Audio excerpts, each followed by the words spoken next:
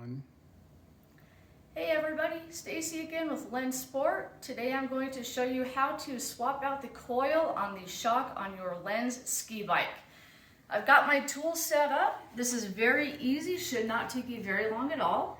You're going to need a Phillips screwdriver, which I've got mine on my cordless driver, a 6mm Allen or hex, a 13mm socket, and your extra coil that you're going to be swapping out.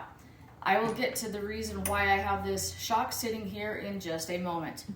So like always, you want to secure your bike down to whatever surface you're working on so that way it doesn't fall and slide off. The first thing you want to do is remove the top screws of your Secure strap.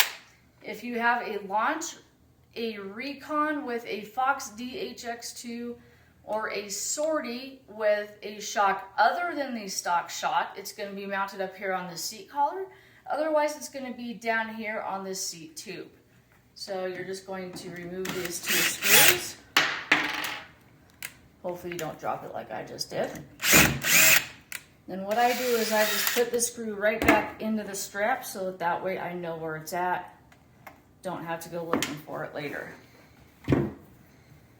Okay, the nice thing about our bikes is you only have to remove the lower bolt. You do not have to remove the top one. So I'm going to use my 6mm Allen and my 13mm socket.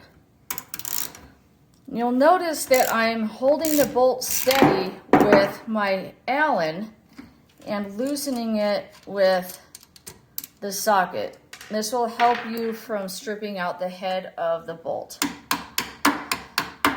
Give that a little tap. I'm going to undo that clamp because it's going to come out anyways. Then all you're going to do is just slide the shock up. The next thing that you want to do is you're going to want to loosen the preload collar ring, which is this little dude here. So you're going to loosen it up enough to the point where you can move the coil up and out of the way.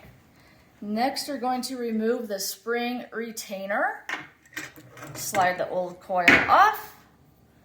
Put the new coil on. If you're OCD or like to pay attention to detail, you can put the writing that's stamped onto the coil facing up. And because this coil does have a slightly longer stroke length, I need to get that up out of the way more.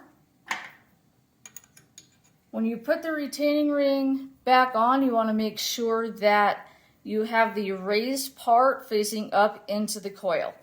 If you put it with the flat side, then the coil is not going to sit the way that it should. So I'll just kind of show you how it should sit. So the purpose of this raised lip is so that the coil sits nicely on it so it can't slide around. So that's not the correct way. That is the correct way. So raised side is going to go up, not like that. There we go.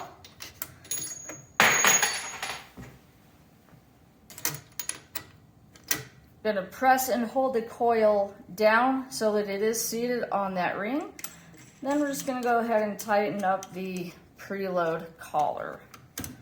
When you do the preload, you want it just tight enough so that the coil doesn't wiggle around.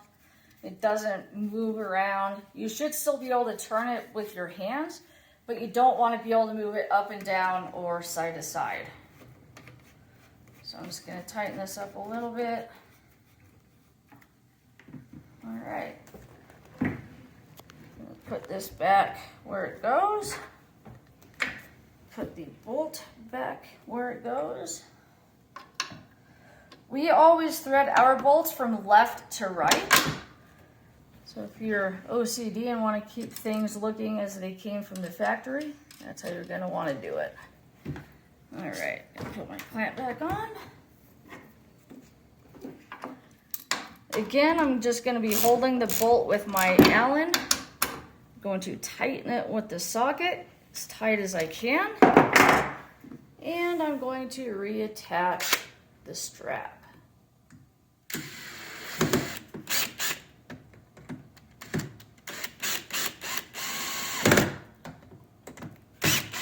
All right, that's all there is to that. Now, If you're using a newer Fox DHX or DHX2, you'll notice that when you go to loosen the preload collar ring, it's going to click about every 1/8 of a turn. It's kind of annoying, but that's how you're going to know if you have one of the newer shocks or not. If it turns easily all the way around like the Marzocchi did, then you don't have to worry about this. In order to remove the spring retainer, you're going to notice that there is a wire retaining ring. You're going to have to pry that off and remove that, and you're going to have to remove the mounting hardware in order to get the spring retainer to come off. If you don't remove that wire, if you don't remove that mounting bushing, it's not going to come off.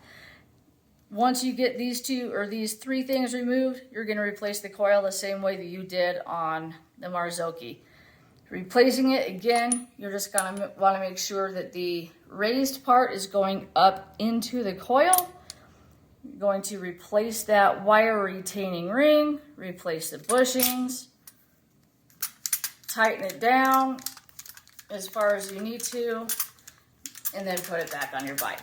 So, that's it for changing out the coil on the shock. I hope this helps. If you have any questions or need help, feel free to shoot us an email or give us a call. Thanks for watching, and we'll see you on the next one.